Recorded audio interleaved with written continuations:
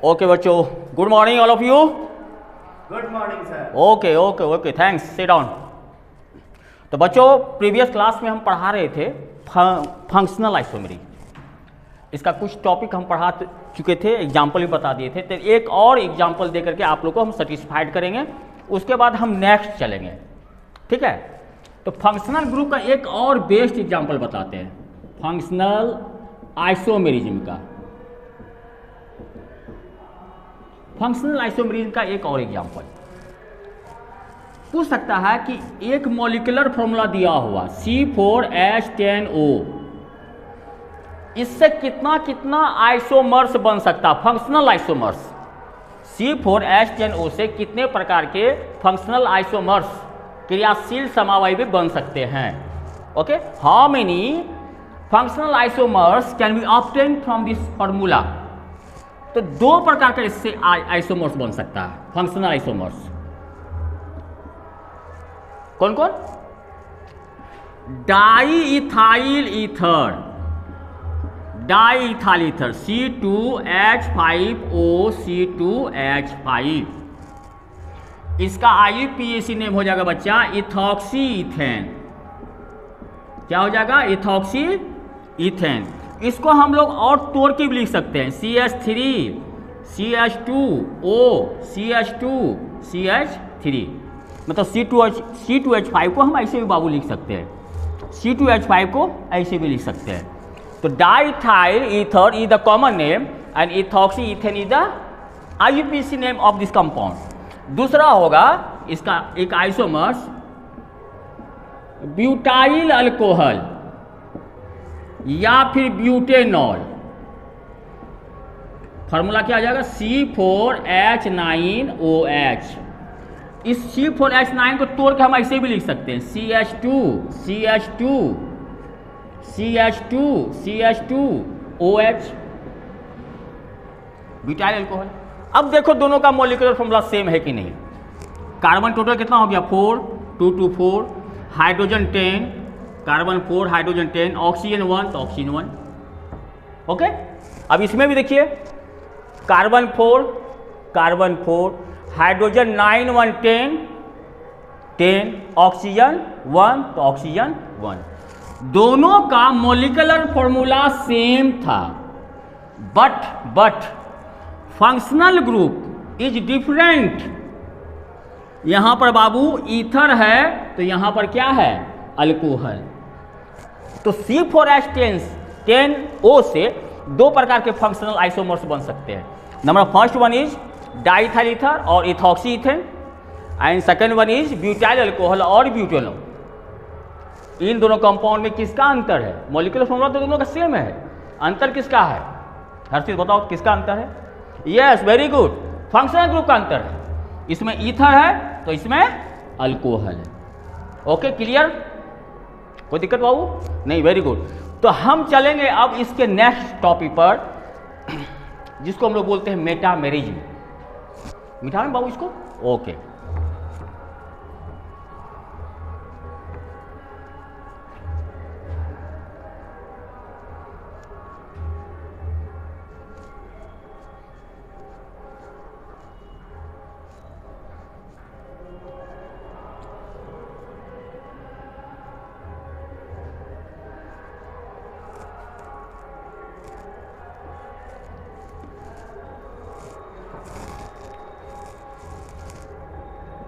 Metamerism, जिसको हिंदी में मध्यावयवता बोलते हैं, मध्यावयवता। मेटामेरिज्म है क्या? वैसे 10 में यह है नहीं, सिलेबस में यह 10 में नहीं है, लेकिन आगे क्लास में आपको यह काम देगा। आपको 10 क्लास में दो ही चीज तक पढ़ना था, पोजीशन आइसोमेरिज्म, चेन आइसोमेरिज्म। लेकिन हम बोले थे प्रीवियस क्लास में हम आइसोमेरिज्म का जो स्टैंडर्ड है, स्ट्रक्चरल आइसोमेरिज्म का टोटल टाइप बता देंगे, तो टोटल टाइप बता देते हैं, है ना। आप लोग देख लीजिएगा। फिर हम पहले ही बोल देते 11th क्लास वाले भी इस लेक्चर को जरूर देखोगे, उसका बेस और स्ट्रॉन्ग हो जाएगा। और 11 में जब ऑर्गेनिक पढ़ेगा तो no any problem in organic chemistry.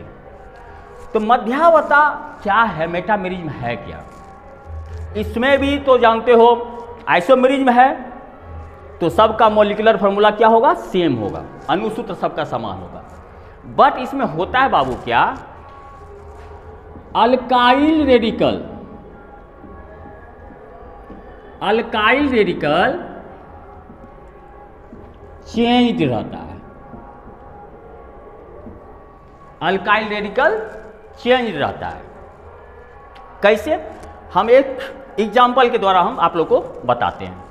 जैसे एक मॉलिक्यूलर फॉर्मूला दिया रहेगा C4H10O, इसमें भी C4H10O से कितने प्रकार के मेटामेरिज्म हो सकते हैं, कितने प्रकार के मध्यावता हो सकते हैं इस मॉलिक्यूलर फॉर्मूला से। फंक्शनल नहीं, फंक्शनल में भी एग्जाम्पल था और मध्यावता में भी इस मॉलिक्यूलर फॉर्मूला का एग्जाम्पल होगा, लेकिन फंक्शनल में डिफरेंट टाइप का फंक्शनल ग्रुप प्रेजेंट था कार्बन के चेन में, लेकिन इसमें क्या होगा, इसमें सेम फंक्शनल ग्रुप होगा, सेम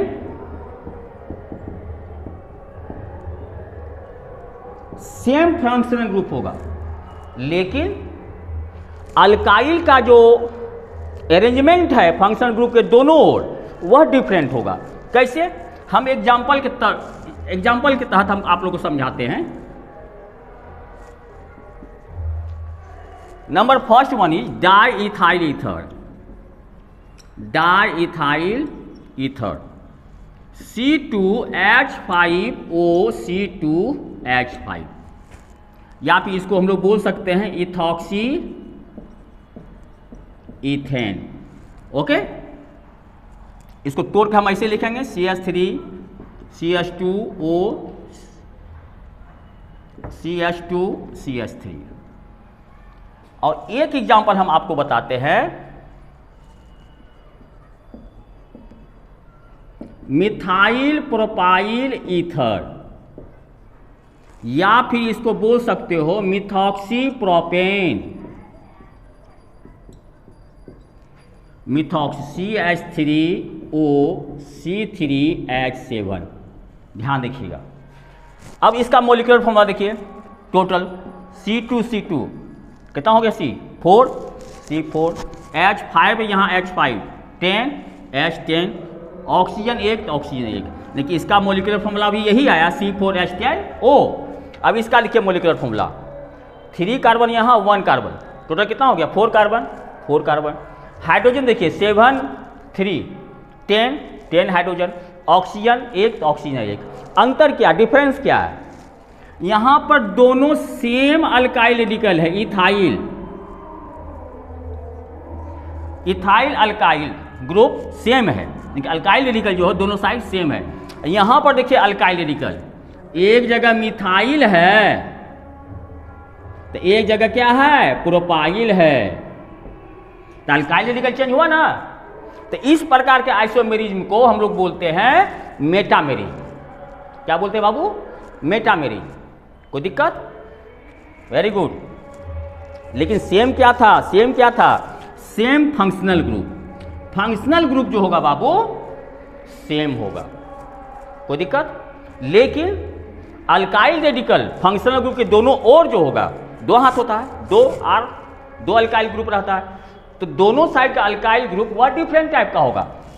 इसमें सेम है लेकिन इस आइसोमेरिज्म में क्या है, डिफरेंट है, एक मिथाइल है तो एक प्रोपाइल है।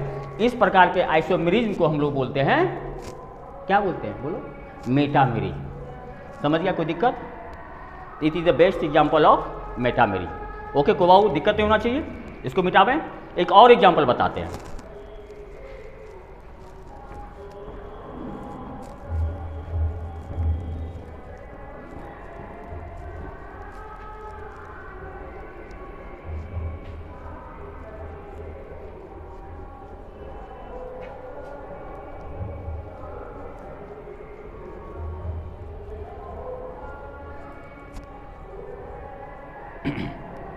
सब नोट कर रहे हो ना बाबू? ठीक है, इसका एक और एग्जांपल बताते हैं।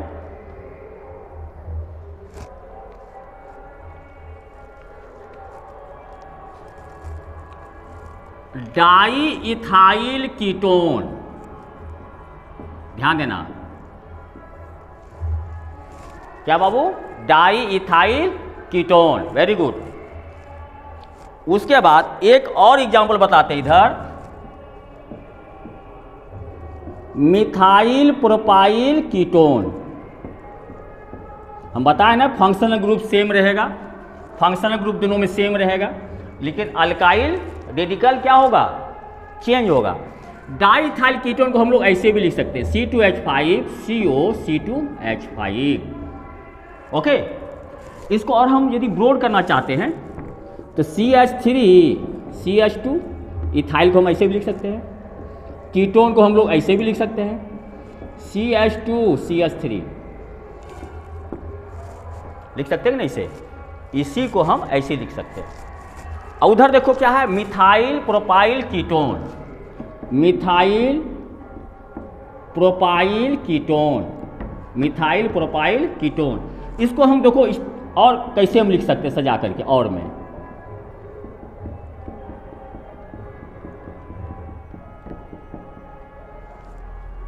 ठीक है।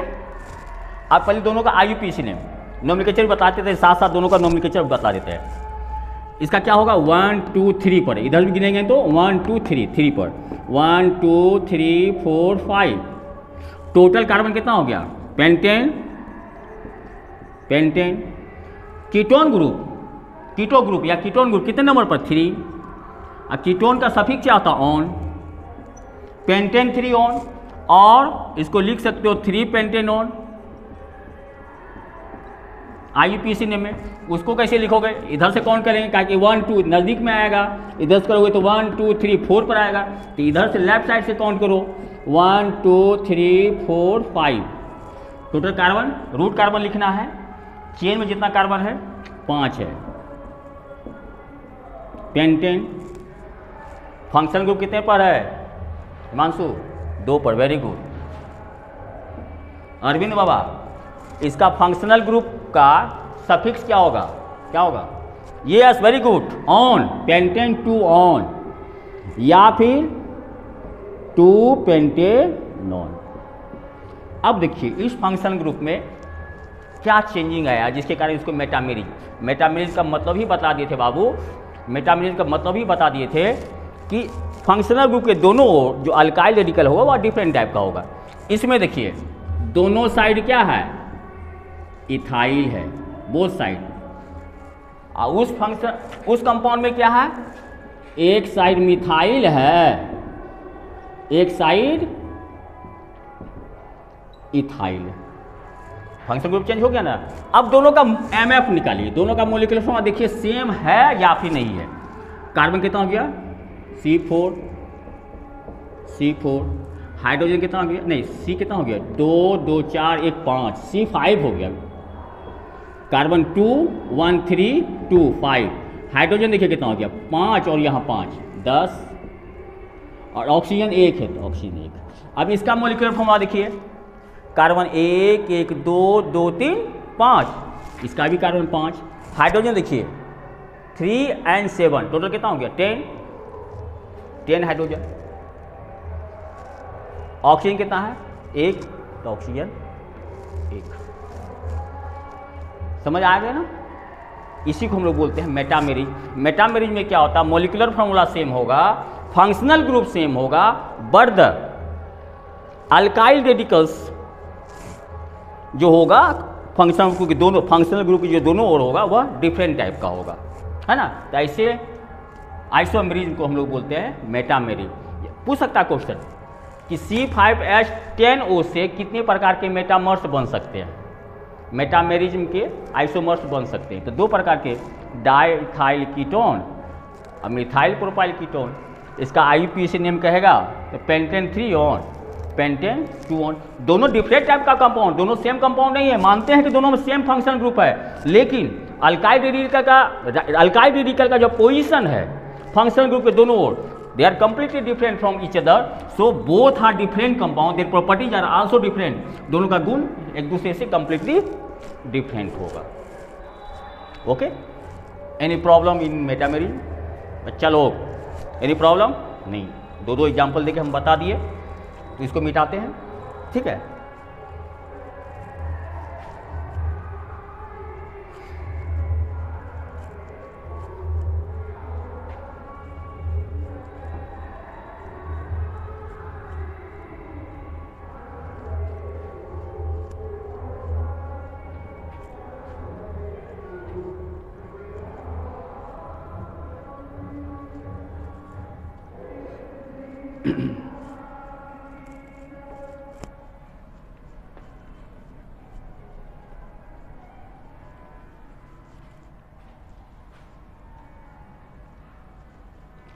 अब चलते हैं लास्ट स्ट्रक्चरल आइसोमेरिज्म का last part, that is tautomerism.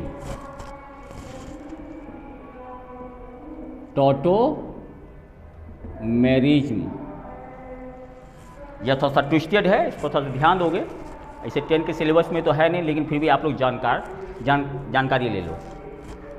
Tautomerism जिसको बोलते हैं चलावयवता, क्या बोलते हैं हम लोग? चलावयवता। इसमें देखोगे अधिकतर कीटो ग्रुप या एल्डिहाइड ग्रुप के साथ यह अधिकतर समावयवता पाया जाता है। यह आइसोमर्स प्राय किसके साथ? कीटो ग्रुप के साथ या फिर एल्डिहाइड ग्रुप के साथ। और हाँ, उसी कीटो और एल्डिहाइड ग्रुप के साथ यह समावयवता होगा जिसके पास अल्फा हाइड्रोजन हो। क्या हो? अल्फा हाइड्रोजन हो। तो हम एक एग्जाम्पल के तौर पर हम बताते हैं।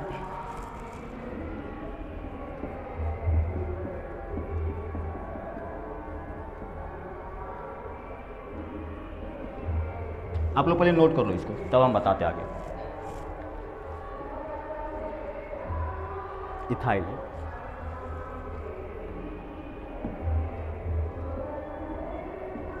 ध्यान देना, यह रिवर्सेबल होता है, गतिज रूप में होता है, काइनेटिक फॉर्म में होता है। कैसे? इसको बाबू बोलते हैं हम लोग अल्फा हाइड्रोजन।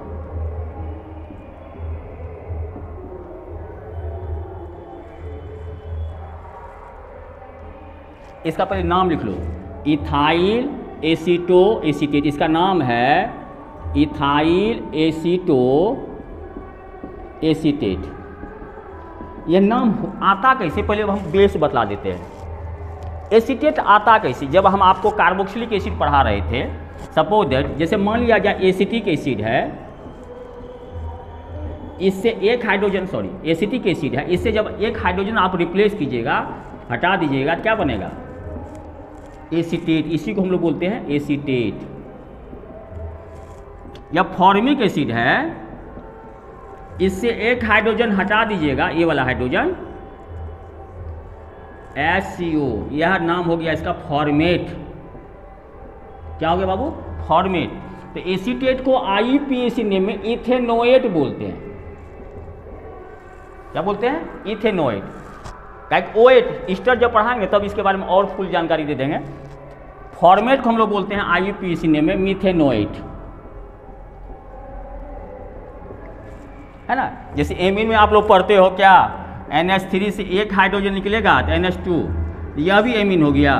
2 ठो निकलेगा तो यह भी एमीन है। केवल नाइट्रोजनो रहेगा तो वह भी एमीन ही कहलाता है। ठीक है, तो ध्यान देने वाली बात है, इसको नोट कर लोगे। हम जो ब्लैक बोर्ड पर लिख रहे हैं बाबू, एक एक पॉइंट टू बी नोटेड। मेरा एक पॉइंट भी बहुत ही इंपॉर्टेंट होता है। ओके, इसका नाम यह कैसे हुआ यह पहले बताते हैं, तब हम बताते हैं यह टॉटोमेरिज्म कैसे है।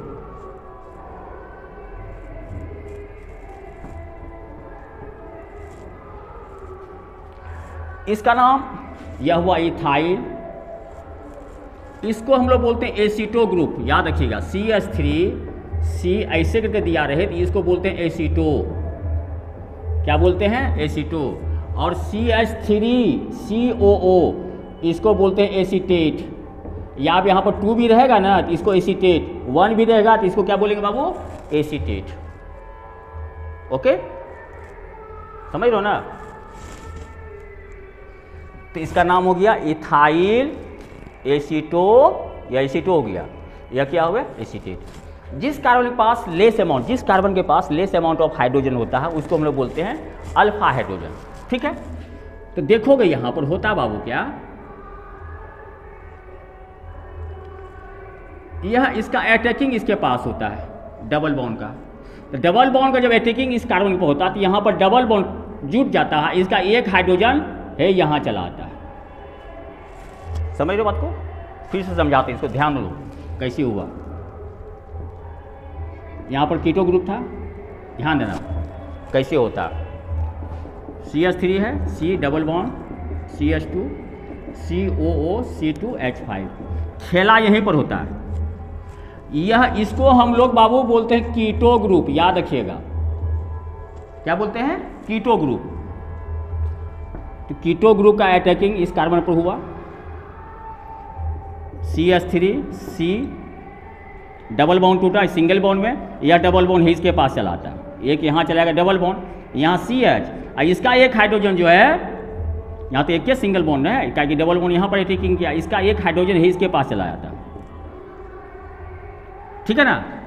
तो यही चीज़ करना क्या है, यहाँ पर डबल बॉन्ड ब्रेक करेगा सिंगल बॉन्ड में, यह डबल बॉन्ड एक यहाँ चलाएगा तो यहाँ पर डबल बॉन्ड हो जाएगा, और इसका एक हाइड्रोजन यहाँ पर, क्योंकि यहाँ पर अल्फा हाइड्रोजन है, हम बताए थे जिस हाइड्रोजन के पास कम हाइड्रोजन हो उसको हम लोग अल्फा हाइड्रोजन बोलते हैं। यहाँ पर खासकर कीटो के बगल में जो भी कार्बन हो, यदि उसके पास हाइड्रोजन की संख्या कम हो तो उसको बोलते हैं अल्फा हाइड्रोजन। अब देखो क्या चेंजिंग होगा, यहाँ आएगा तो एक H यहाँ जुड़ जाएगा, इसका डबल बॉन्ड यहाँ हो जाएगा, CH3 COH double bond CH COO C2H5। ठीक है, इसको मिटाते हैं थोड़ा सा। ठीक है,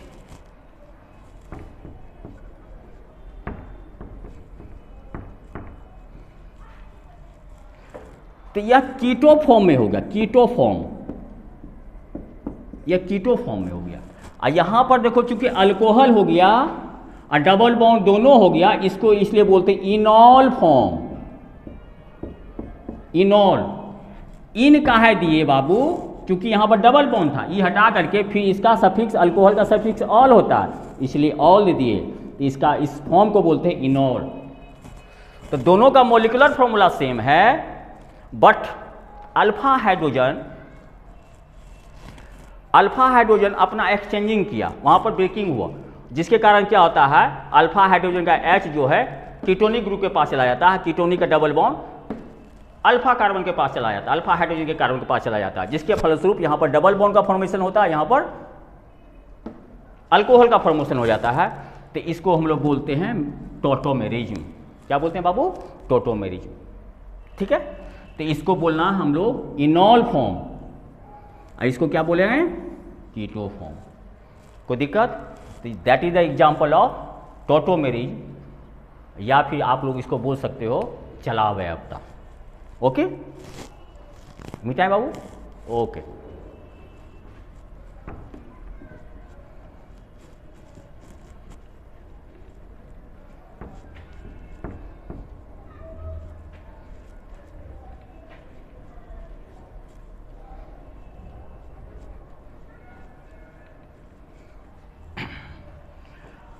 हाँ बाबू, आप लोग से एक बात कहना था कि अभी तक आप लोगों ने यदि चैनल को सब्सक्राइब नहीं किया है, लाइक नहीं किया है, बेल आइकन के बटन को प्रेस नहीं किया, तो प्लीज़ आप लोग चैनल को सब्सक्राइब किए और चैनल के पूरे वीडियो को अच्छे शुरू से अंत तक देखिए, क्योंकि आपका एक एक सब्सक्राइब हमको बहुत हौसला देता, बहुत एनर्जी देता, और बहुत ही अच्छा रेस्पॉन्स मिल रहा है हमको। बच्चों लोगों ने अच्छा कॉमेंट बॉक्स में अच्छा कॉमेंट दिया, सब कुछ कंसेप्ट क्लियर हो रहा है आप लोग का, हमको बहुत खुशी। I am very glad to you. तो आप लोग चैनल को जरूर सब्सक्राइब करें, लाइक करें, जहाँ प्रॉब्लम हो कमेंट बॉक्स में आप कमेंट करें। यदि वीडियो आपको अच्छा लगता है तो कमेंट बॉक्स में आप लोग कमेंट करें। तो आपका फंक्शनल ग्रुप टोटल कंप्लीट, मतलब क्या कि आइसोमेरिज्म का जितना टाइप था, चाहे वह चेन आइसोमेरिज्म हो, पोजीशन आइसोमेरिज्म हो, फंक्शनल ग्रुप आइसोमेरिज्म हो, मेटामेरिज्म हो और टोटोमेरिज्म हो। अब वो आज थोड़ा सा एक विशेष कुछ चर्चा करना चाहेंगे। हम बतलाए थे कि आखिर IUPAC नेम की जरूरत क्यों पड़ी,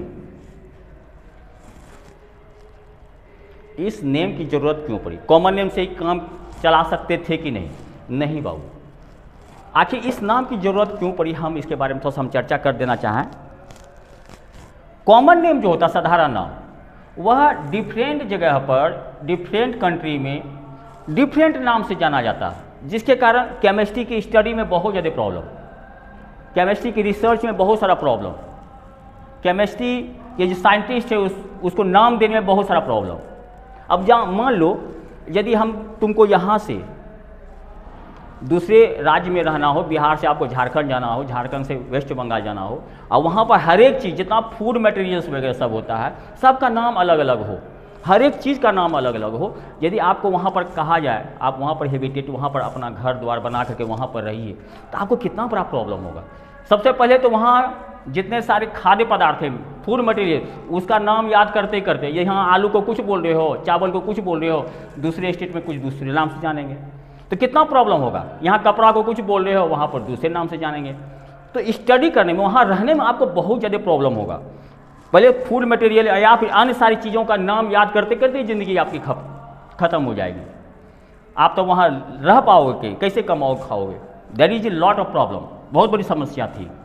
तो स्विट्जरलैंड में एक स्थान है जेनेवा, वहाँ पर दुनिया के जितने सारे रसायन शास्त्री थे, जितने सारे वैज्ञानिक थे, जितने सारे रिसर्च करने वाले थे, उन्होंने निर्णय किया कि जितने सारे ऑर्गेनिक कंपाउंड्स हैं, जितने सारे ऑर्गेनिक कंपाउंड्स हैं, सबको उसके प्रॉपर्टीज़ के आधार पर, उसके गुण के आधार पर एक ग्रुप में रख दिया जाए, और वह नाम, एक स्पेशल नाम दे दिया जाए उस कंपाउंड का, और वह नाम पूरे वर्ल्ड के, पूरे संसार के सभी स्टूडेंट, टीचर्स, रिसर्चर, साइंटिस्ट उसी नाम से जाने। अब इंडिया का स्टूडेंट जाकर के यदि अमेरिका में स्टडी कर रहा है, इंग्लैंड में स्टडी कर रहा है, अब यहाँ पर मीथेन को मीथेन कहते हैं, अब इंग्लैंड यूके में यदि दूसरे नाम से जाने उसको, तो कितना प्रॉब्लम होगा, बहुत ज़्यादा प्रॉब्लम होगा। तो स्टडी क्या करेगा, पहले नाम ही को याद करने में उसका पूरा समय। तो एक कंपाउंड है, ऑर्गेनिक कंपाउंड का एक नाम है, एक ही ऑर्गेनिक कंपाउंड नहीं है, बहुत सारे हजारों की संख्या में ऑर्गेनिक कंपाउंड है। तो हजारों का नाम याद रखते रखते, कॉमन नाम याद रखते रखते जिंदगी व्यतीत हो जाएगी, और केमिस्ट्री का रिसर्च आगे नहीं हो पाएगा, और केमिस्ट्री की स्टडी में, अध्ययन करने में बहुत ज़्यादा कठिनाई होगी। तो साइंटिस्ट ने निर्णय लिया कि नहीं, अब जिसे मान लिया जाए कार्बन कार्बन सिंगल बॉन्ड वाला कंपाउंड है, इसको एक अलग ग्रुप दे दिया जाए, अल्केन के रूप में, इसको अल्केन के रूप में बोले। जितने सारी हजारों कंपाउंड का है नहीं है सिंगल बॉन्ड वाला, तो उसके लास्ट में हम अल्केन एन लगा ही देना है। अब कि सहूलियत क्या हुआ, और जहाँ भी देखेगा एन तो समझ जाएगा भैया एक गोतिया का सदस्य है, यानी कि सैचुरेटेड हाइड्रोकार्बन का सदस्य है। जो डबल बॉन्ड वाला कार्बन है उसको इन के नाम से, अल्कीन इन के नाम से, जो ट्रिपल बॉन्ड वाला है उसको अल्काइन के नाम से जानेंगे, INE। जहां भी आइन आया तो समझो ट्रिपल बॉन्ड वाला कंपाउंड है। अल्कोहल का फंक्शनल ग्रुप OH है, इसका सफिक्स ऑल, जहां भी ऑल लग जाए, जितना भी OH वाला कंपाउंड आ गया तो समझो एक जाति का है, उसका नोमेनक्लेचर ऑल से ही करेंगे। तो बहुत बड़ी सुविधा हो गई, और केमिस्ट्री की रिसर्च में बहुत आसानी हो गया। छात्रों को अब कहीं भी किसी भी देश में जाके आराम से स्टडी कर सकता था, वो कर सकता है। अनेक प्रकार की रिसर्च करने में सुविधा होने लगी।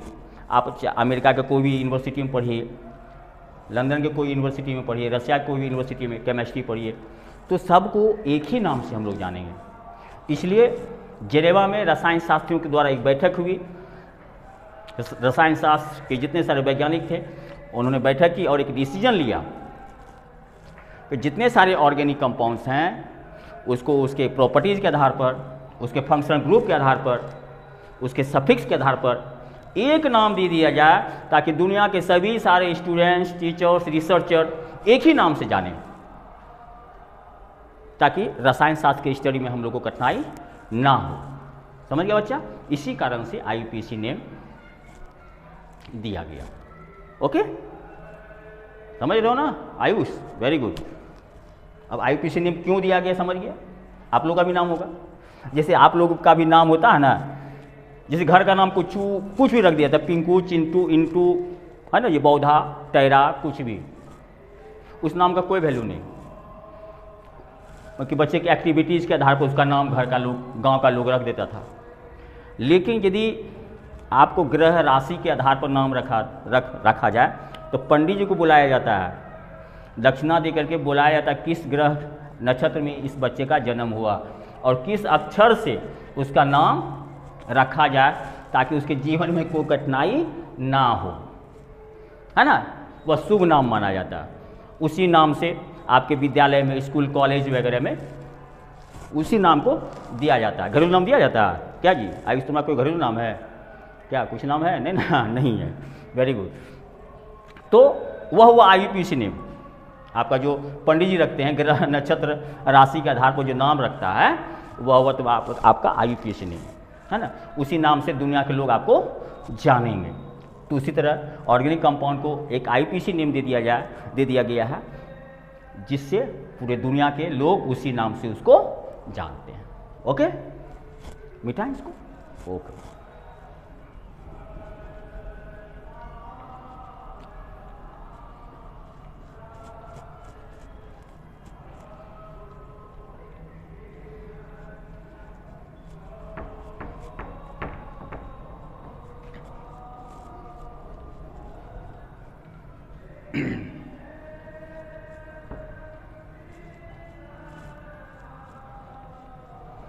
आप लोग कुछ होमवर्क देते हैं, आप लोग प्रैक्टिस करके रखिएगा।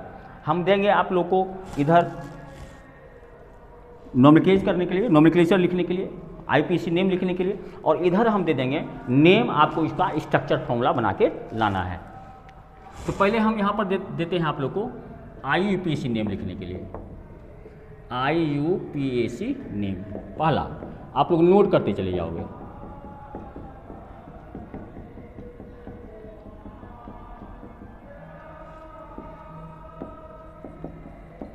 ज़्यादा नहीं देंगे, 5 ही देंगे बस।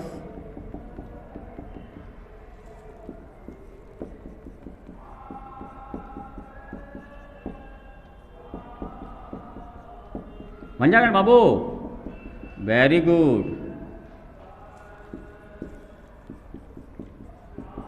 हर्षित, बन जाएगा बाबू, यस। 4, एक 5 और दे देते हैं।